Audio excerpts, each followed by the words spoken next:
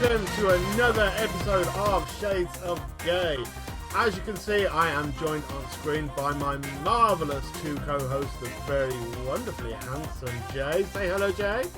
Hi. And the stunningly beautiful Rick Jean Susan. Say hello, Susan. Hello. Also joining us this evening, our special guest is Rory. Rory is part of Queer Amnesty Ireland, and he'll be talking to us all about that later on. Rory, say hello. Hey. As you can see, I am coming to you from the beautiful, colourful, I'm not telling you where, because I don't want the throngs of people turning up, trying to just get in my presence and bumming into Brad and all the other Brads. So I just thought I'd add some colour. That wheel might stop going around whilst we're filming, but until then, who knows?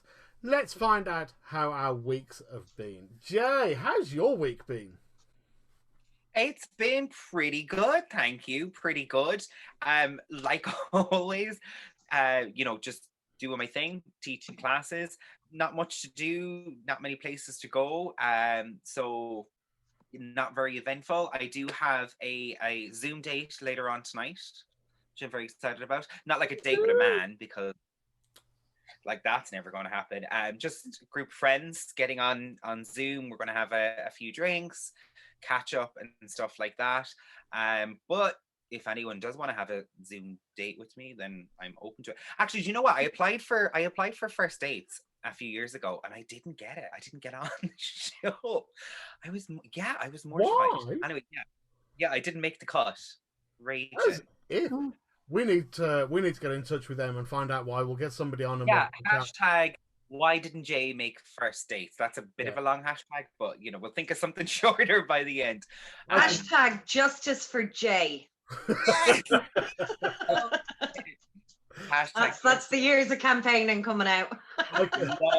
Can you actually get on to first dates, tag them, do whatever you have to do, and see if they'll get me on the new season? We'll get one of the producers or directors or somebody connected with that show on here to answer questions. Why wasn't Jay in? Justice for Jay. Well, now that you've given me the keys to the Twitter, that's what I'm going to spend all of the next week doing. Just hashtag justice for Jay. Do it. Justice for Jay. I'm happy for it. Can you tell that I'm like desperate for a date? But I've had a great week. Thank you, Rob. Susan, how was your week? My week's been pretty good. Still soldiering away at dry January, hanging in there. I'm coming to you from a real different location tonight than I normally do. Normally I'm in what I affectionately call my conservatory, because it's a spare bit off the kitchen that has a skylight. But tonight I've had to move into the TV room because Harley, my dog, was nagging at me so much when I tried to set up in the conservatory. But now that I've moved into the TV room and I've sat down so that she could sit with me, so that she wouldn't be barking at me, she's fucked off. She's left me here after I put all that effort in. She's currently sniffing behind the she's going to be making noise, so I'm going to have to mute now and again. She's currently sniffing behind the curtains for Lord only knows what. But my week has been pretty good, aside from having to move locations. Oh, she's back. Would you like to meet Harley? Yeah. I'm not sure you've ever met her. This is Harley. Wait now, can we... Hey, Harley. That's a little bundle of fluff eating her bone. That's Harley. She's a cockapoo. She's very dark, so you can't really see her. She's practically invisible. Rory, how's your week been? Interested. I had a word with a social worker, and she sorted out me deed poll papers to get my name legally changed this week. Wow, fantastic. Yeah, so that's how. I just have to get in contact with a solicitor to get it signed and everything sorted. Excellent. That's wonderful. Congratulations. Yeah, very much congratulations. Well, my week's been kind of exciting.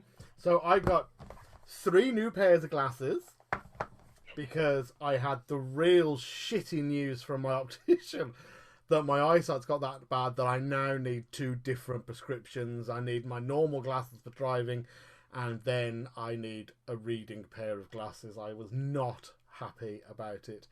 Oh, because you're Rob, so you need prescriptions. It's just, yeah, I need 2 prescriptions. Same as I have to have 2 COVID tests.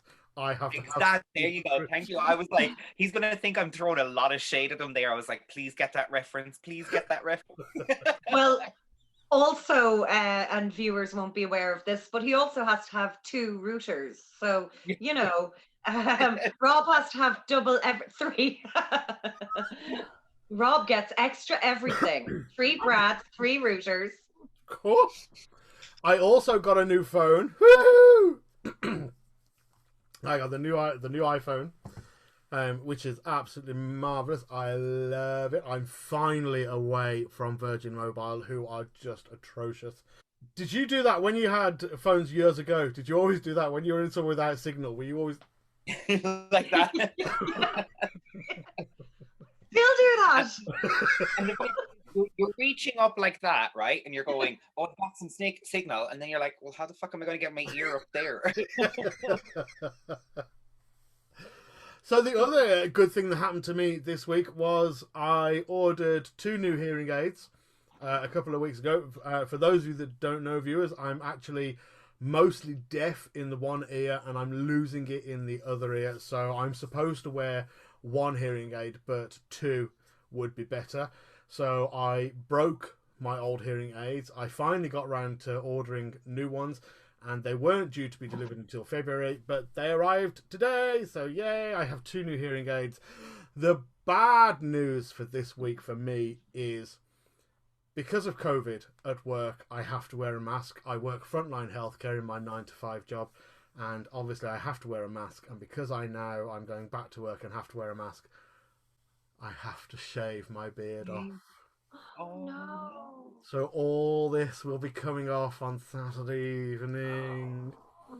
I'm actually out of work since March because I work in a leisure centre and COVID. So my manager was supposed to arrange for all the staff to know that I was trans, and then COVID happened. And I started hormones 2 months ago, and there's a chance that I won't be back till March. And my family are like really, really hairy. So the chances of me turning up with a full beard is really, really high. That is brilliant. I love it. You're just going to walk into work and be like, plot twist. Yeah. That's fantastic. That is. So that was my week, and that was our week. As you know by now, gentle viewer, we move on to our marvellous topics. And I think we will go to Susan first this time. Susan, what are we talking about? We are talking about the Angelus. And I'm not going to tell you what I think because I'm pretty sure you can guess. But I was wondering what you fine folks think of the fact that we still have the Angelus playing to us at 6 o'clock on on RTE News and on RTE TV, or the radio, and on RTE1 television. Does it bother you? Could you give a shit? Does it make your blood boil? Do you have any funny stories about it? I do. Jay, what do you think about the Angelus? Okay, first of all, the Angelus. Like the lead up, you know, it's like bang, bang. That whole like VT segment of where it's like someone knitting and then they hear the bong and they go, or like, or you know, someone's out in the fields with their tractor and they hear bong and then they go, like that is some epic Irish shit right there. You would not get that anywhere else in the world. Like that is fucking epic, right? So I'll watch that, then I turn it off after that. Rory, what do you think about the Angelus? I'm 100% agree with Jay on this. I actually really liked the Angelus before the news. Like they're nice little scenes, and they're nice. It's a nice little break to see it right before the news. You see, it was a very new thing for me. Obviously, not growing up here, and I moved over here me and Brad moved over here in 2007, and when we first moved over, we were like unpacking stuff very, very slowly, and we had a TV, but we didn't have an aerial, we didn't have this, we didn't have that in the house that we were renting, so of course we couldn't get Irish TV at all. So we spent the first few months just watching our collection of DVDs whilst we sorted out the TV.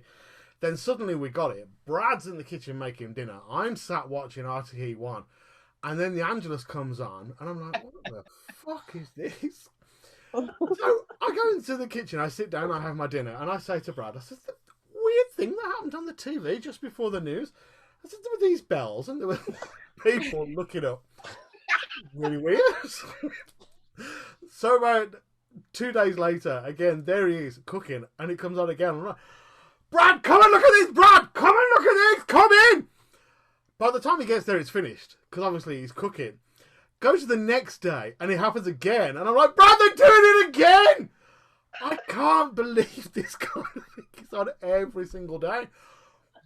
But it does kind of remind me, growing up in the UK, at midnight, when I was little, at midnight, the BBC stopped at midnight and you had the national anthem.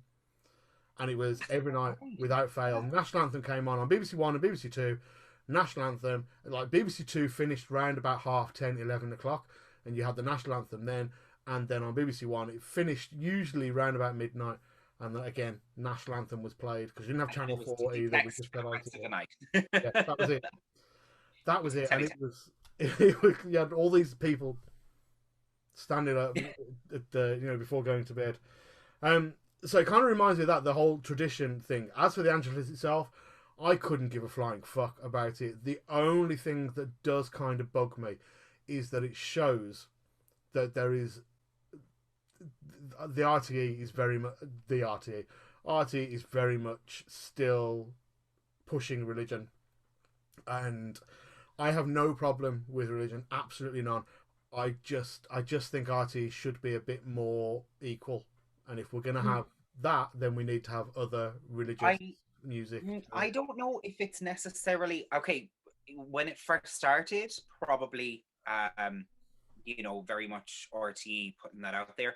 I think now, I don't know necessarily if it's the station themselves pushing it on people. I think it's more so because it's been around for so long,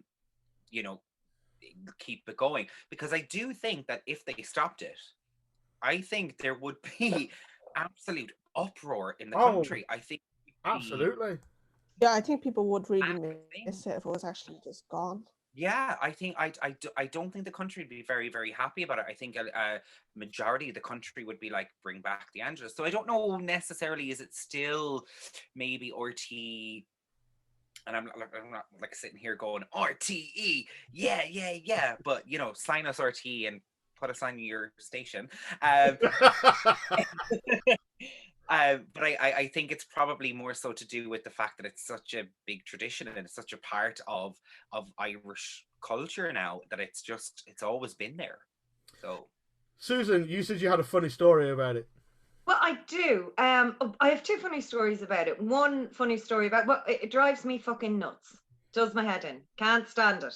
Just wrecks my head. 60 seconds of waste of time. I've things to be doing. Tell me the news. So I'm not a fan of the Angelus, partly massively because I'm a big believer in separation of church and state, and I don't see that a channel that we're paying for through our TV license should be dedicating any amount of time to one particular religion. But that said, two of my funny stories. Number one is after I sent that topic in, the journal.ie did a poll today. So I texted in that this was going to be my topic last night because I'm quite last minute. And today, this morning, there was a poll. Do you think that the RTE should stop playing the Angelus? Now, when I voted earlier on today, it was somewhere in the region of 60% yes to 30% no to 10%, I don't know. But I've just popped back in and it's at 62% no 34% yes, and 4% I don't know. So to me, that just means that yeah, that means lots of things. My funny story though is during, and we're going back to politics, but Michael D. Higgins, are we fans? Yes. I have a great love for Michael D. Higgins. I campaigned for him. I was involved in his election campaign last time round. During the, I also campaigned for repeal. And originally, when the original referendum on abortion in Ireland, way back whenever it was, Michael D. Did not want the restrictions on abortion to be brought in. So he wanted. I can't even remember the wording of it now, but they were having a debate on one of the radio stations about abortion, and the presenter stops and says, "Okay, well now we have to take a break for the Angelus," and you just hear little Michael D. Higgins in the background going, "Well, that's just fucking typical." Or something along those lines. Where it's like, well, that's fucking appropriate. Yes, it was, that's fucking appropriate. And you just have this vision of little Michael D getting pissed off about like being interrupted in his, you know, discussion on abortion by being told that he was being stopped by the Angelus. And I love that story. You can actually still listen back and hear the clip and his little voice saying, that's fucking appropriate. But could you imagine if they didn't stop and do the Angelus? Could you imagine the amount of little old ladies around Ireland that would be sitting in their armchairs going, well, that's fucking why would they, do you know what I mean? Writing in, why Spotify. Come here, listen, the church down the road plays the bells every day at 12 o'clock. Is that not good enough for them?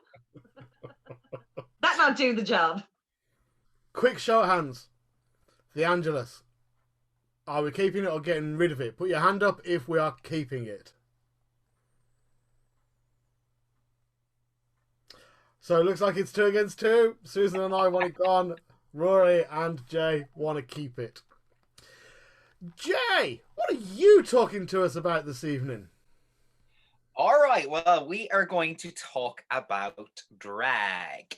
So the new season of RuPaul's Drag Race has just started. It's season number 13. Wow. So I wanted to get everyone's view on drag. The word drag comes from Shakespearean time, where it was all males were in cast in the shows, and drag represents dressed resembling a girl. So do you think that drag is only for a male to dress as female, or what are your views? Can anybody, regardless of gender, do drag? Absolutely. Although maybe it should be called dram in the other case. Why not? Why? Absolutely. Do whatever the hell you want. Go out and entertain and have a good time and live your life. That would be my view. Rory, what do you think? I actually love drag. I go to about 5 or 6 shows a year before the COVID thing happened. I was actually supposed to see Heidi in the Closet in the George in, I think brilliant. Yeah, in May, I think it was, and COVID. So, but I actually love drag. I think it's kind of, especially in the trans community, drag is very like controversial because an awful lot of trans people think that it's exploitation of transness, but you get other people who are just like love it. Like I know people who figured out they were trans from drag. My first ever experience of drag queens was seeing people like Dame Edna on the television and Hinge and Bracket. And I remember being little and knowing that they weren't women, knowing they were men, but kind of not associating them as men. They were women, if you know what I mean, even though I knew they weren't. Then when I started going out on the gay scene, there were 2 drag queens that were very big in Birmingham, very popular and very well known. But they called themselves drag queens, but they were nothing like I knew as a drag queen. One of them was bald-headed and had white makeup all over, bright orange eyes, lips, diamonds stuck to his face. Didn't use a feminine sounding name, had long pointy nails, wasn't in a dress. Like it wasn't what I expected. And it took me a while to realise that looking at him, that he's still a drag queen. That's how he wants to identify. He's still a drag queen. From that, my perception of drag was, you're a character, regardless of what gender you are. It's a character you want to play.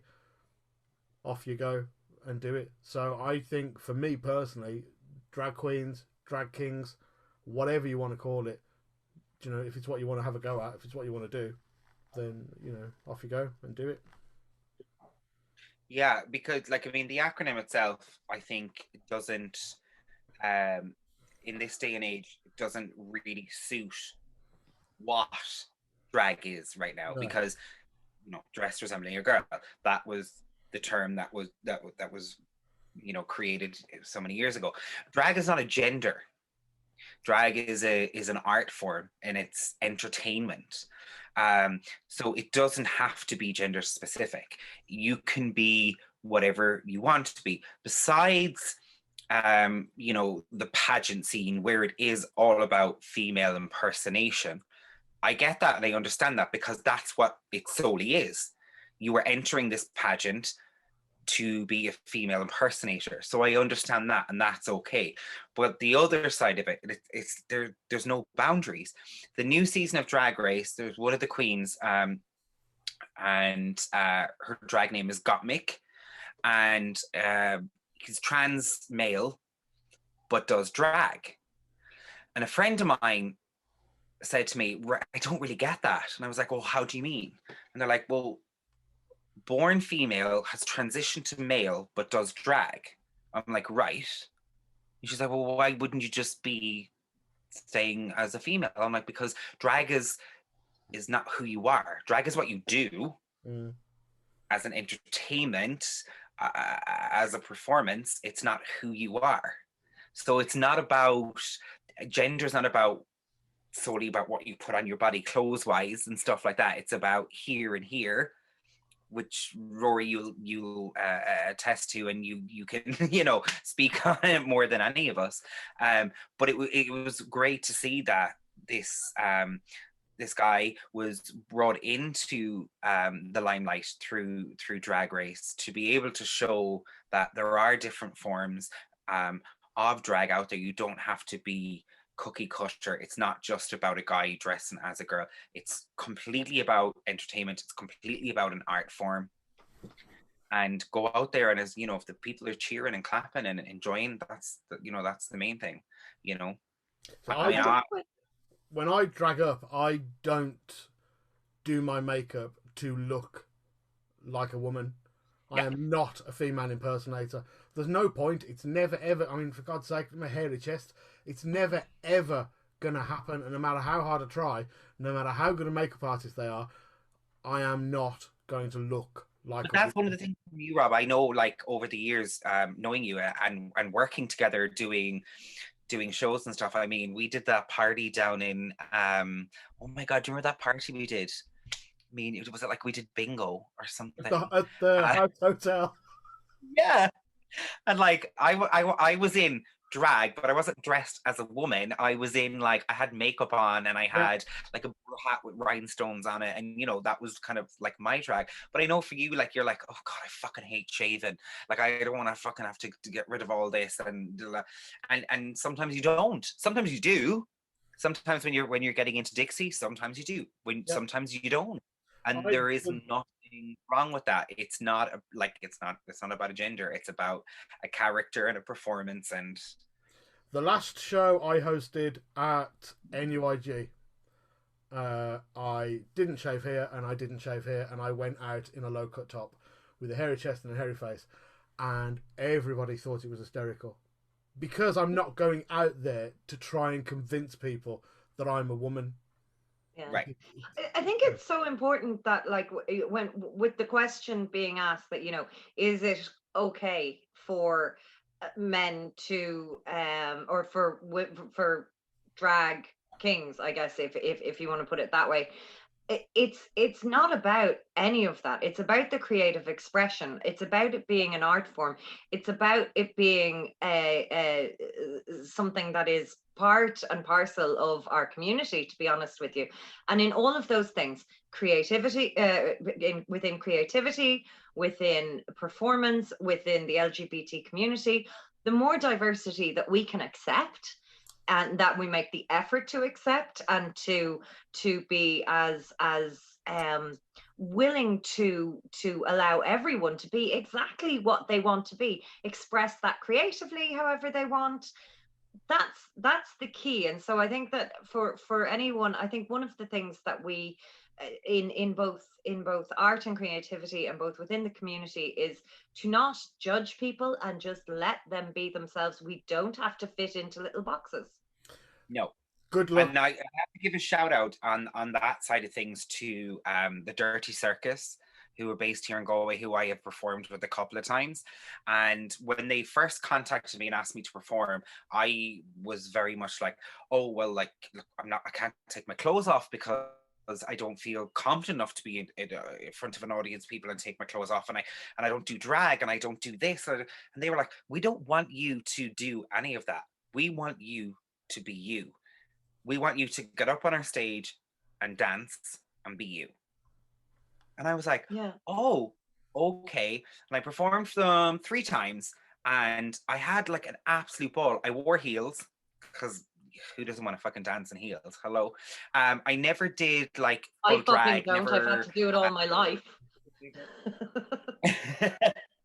I used I'm to do sorry, makeup. but your lack of heel privilege is showing up there. I'm telling you, if you grew up having to dance in heels all the time, you won't do no more. No, exactly. But like, because of the fact I haven't, and I'm like, oh, I get an excuse to put on a pair of heels and go and like dance around the place. Brilliant. And like Rob, the 3 times I performed Dirty Circus, Rob Mama was there. Brad has performed with the Dirty Circus, and there was no expectations. There was no like, you have to do this, you have to do that. You turned up, you did your gig, and you had a freaking ball doing it. And that was what I considered, for me, that was my drag. I didn't wear a wig, but I had some makeup on that my wonderful sister used to do for me because she's a makeup artist, and I would make my own costumes. Rob, I had that like ribbon costume that I made. Do you remember? It was like made out of like a dog collar and then a belt, and I just put strips of ribbon on it. And I lived my life, and I had a great time. But I wasn't pretending to be a woman. I wasn't pretending to be a man. I was just a person in a costume, in heels, going, hey, let's look, if you like this, cheer and clap. If you don't, sorry. I think both of you have touched on 2 important things. Firstly, the topic itself, as you introduced it, was, is it just for men to dress as women? And no, it's not. And I think we've agreed, the 4 of us this evening have agreed that no, it's not. But Susan, something you said was about how we need to, accept that we're not all in the same kind of roles or whatever. We're not all looking for the same thing, and we have to not judge each other. That is harder than accepting that there are drag kings. I know for a fact there are drag queens on the scene in Galway, in Birmingham, in Edinburgh, in various places where I've worked, where I am not considered a drag queen because I don't try and look like a woman. I try and make myself look like a man in a dress with awful makeup. And that's exactly what I do. And because I'm so bad at makeup, I do that well. But I don't get accepted, and I don't get invited to perform at certain drag shows because I'm not feminine enough, I'm not female enough. So even if we all agree that it's okay for anybody to do drag, and drag is just a performance and it's a character regardless of what gender you are, getting past the whole judgment is a massive, massive thing that I think it's a bigger fight than anything else that will ever. Wow. You know. Wow, I wasn't aware of that. I guess maybe it's a conversation we need to have throughout the community, is that it's like we just, and throughout the whole fucking country, is one of just accepting each other. You know what? You guys want to keep the Angelus on? That's okay. I still love you. Let's do a drag version of the Angelus. How's that? Like Rob is putting on his lipstick. Ding dong. Love it. It's a keeper. It's a keeper. Oh man, I tell you something, I could talk about this subject for hours and hours. It's the I don't like getting ready when I'm doing drag. I don't like the whole preparing. It takes an hour to an hour and a half to get ready, and I just don't want to do it. The second I step out of the dressing room, whether I'm still backstage, whether I'm on stage, whether I'm stood at the bar, whether I'm hiding at the back having a fag, the second I'm out of the dressing room, I am absolutely loving it, and I love what I'm doing, and I love who I'm being. Whether I'm like, there's a range of characters I've done over the years. Whether I'm being any of them, I love every minute of it. But the judgment, as I said, is a big thing that we need to discuss and get over. Again, I'm digressing because, as I said, this is a subject I love and I could talk about it all night. But that's not what we're here for. Let's turn to our guest. Rory, you're very, very welcome. Rory is here from Queer Amnesty Ireland. He's one of the founders and one of the volunteers with Queer Amnesty Ireland. Rory, you're very welcome. Before we get on to talking about Queer Amnesty, tell us a bit about yourself, about you, who you are, where you're from, what you're doing. Tell us everything. I'm Rory. I'm a trans man from Tallaght, of all places. I'm a rep in a trans group as well. And I've done little bits of volunteer work here and there. I've done a little bit of volunteer work with Simon Community and a mental health charity. And now I'm doing volunteer work with Queer Amnesty. Very good. So tell us about Queer Amnesty. How did that start up? Jesus. Jeez, I never even How did you first hear about it? I actually saw an ad on Facebook, so I just applied. We work with LGBTI rights, and we do campaigns for LGBTQ around the world. So how many? I mean, well, obviously, I know because of knowing you and knowing Queer Amnesty, I know that it's a very new group, and everything has been done online so far because of COVID. So how difficult has that been? How is the training, getting everybody together, and what kind of training did you go through to be part of this group? Because obviously Amnesty is a very, very well-known name, and I imagine they're quite protective over that name. They don't want just anybody saying, oh, I volunteer with Amnesty, and being able to, you know, head out there and use that name. So what kind of training did you go through? Oh, we went through about 2 weeks of training, just learning about different campaigns and other things that's been going on in the world in regards to LGBTQ issues, like in Poland and Russia and Turkey and stuff like that. But we've been quite lucky with who we've got in so far, especially since we're online, because we have obviously people with media experience. We've got a great photographer. So we've been quite lucky with who we've brought on so far. How many kind of people do you is involved in the group at the moment? I'd say it's a mixture of people at the minute. We've got students, we have people who work as therapists, normal people.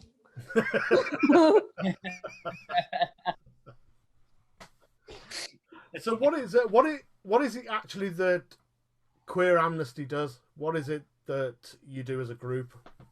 We do campaigns to raise awareness of different issues.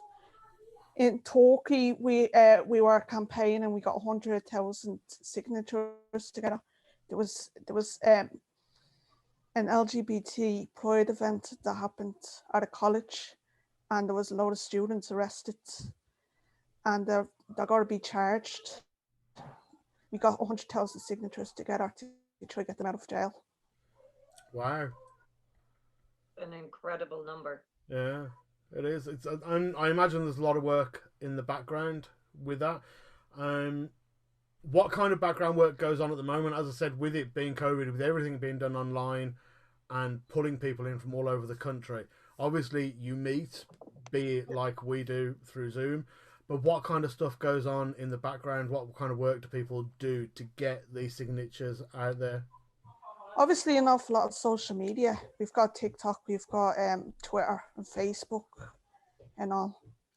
So we're just trying to, I think we have about 500 Twitter followers at the minute.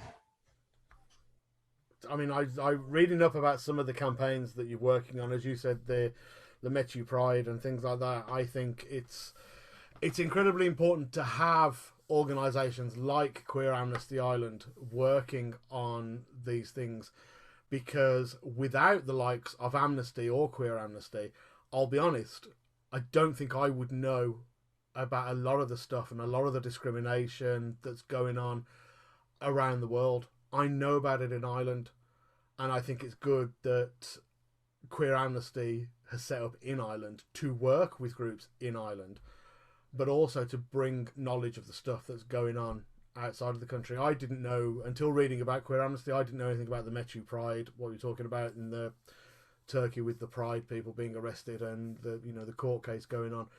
So I think these are campaigns that we can get behind, getting 100,000 signatures.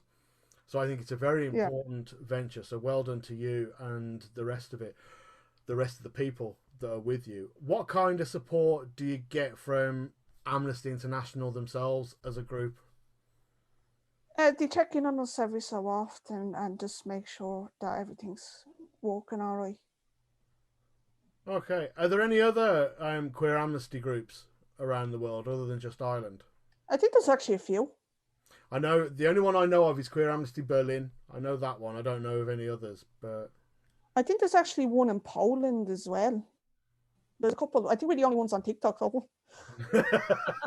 You're on TikTok. Yeah. Way to go, TikTok. Yeah,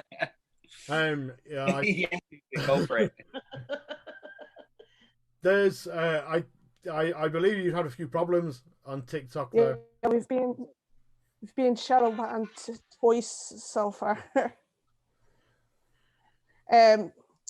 One of the guys went out to help with the sex work vigil. What's that word called? Vigilant. Yeah, the vigil.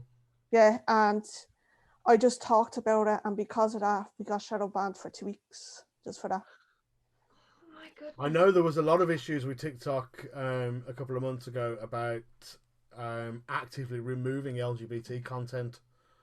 And to start with, I thought it was a load of rubbish, that it was just a rumour. But there's a friend of mine, a lady you know as well, Susan, Janet O'Sullivan.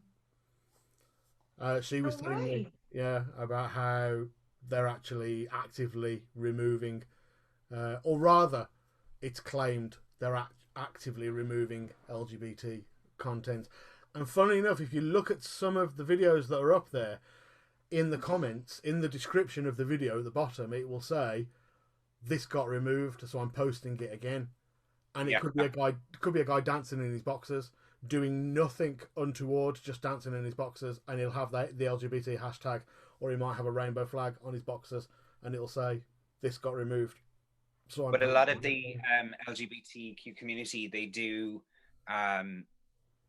use those hashtags on TikTok and on Instagram and stuff, because it gets them more hits and it gets them into the community that they're reaching out to, or they want to, that they're involved in, that they're a part of. And to hear that that's probably maybe being targeted is not, it's not good. No, not at all. It's not good at all. There's a very worrying, and I was going to use the word undercurrent, but it's it's not an undercurrent. There's a very worrying overcurrent at the moment of discrimination and targeted harassment, and it's quite.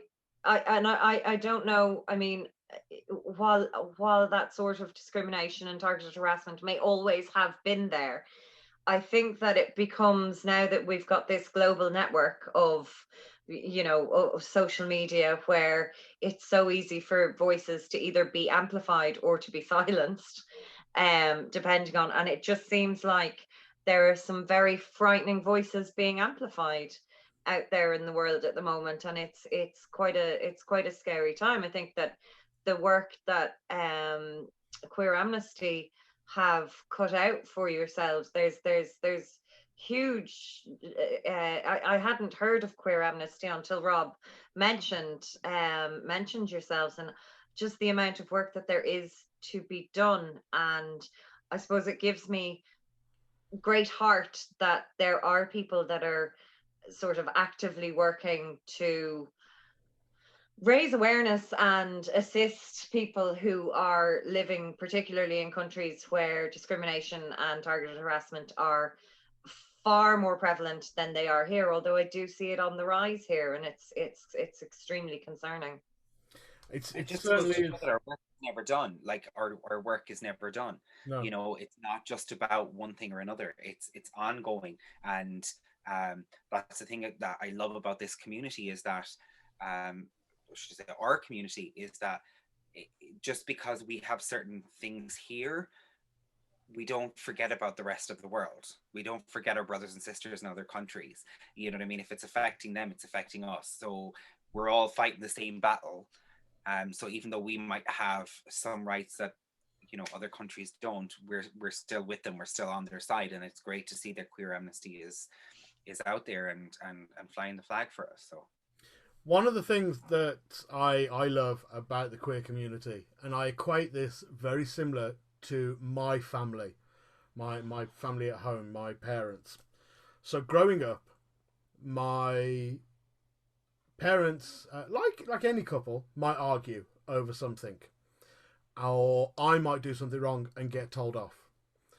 The second we stepped out the door, we were this adorable, loving, happy family. My parents loved us. My my mum and dad loved each other. They were so in love.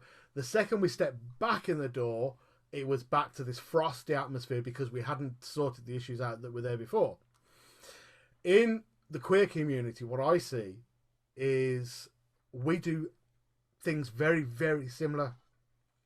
So within the community, like we were talking about earlier with drag queens, we all kind of attack each other. So, I don't like her, look at the state of that. Or, well, they shouldn't be part of us. But the second someone that's not part of our community starts to attack us, we're all, excuse me, no. And we all come together. Yeah. It's that kind of like, I can say it, but you can't. Yeah. Kind of syndrome. Yeah, absolutely. And it's I think so true. It's gorgeous, though. I mean, that the hypocrisy of the kind of fighting when you're, and then going outside and being like, oh, la, la, la. There is part of that like that fakeness, that facade that we all put on, like we do it. But actually, when you really do care about people, and when you really do have a community that is strong, you know what, you can fight, you can argue within family. Yeah, you can fight. Yeah, you can argue with good friends. Yeah, you can fight. Yeah, you can. Even in here, we can disagree wholeheartedly on topics, but we're still our own knit community, and we would take care of each other, tooth and nail, to fight for for each. I just that's so funny. Like, don't come after my bitches. Yeah.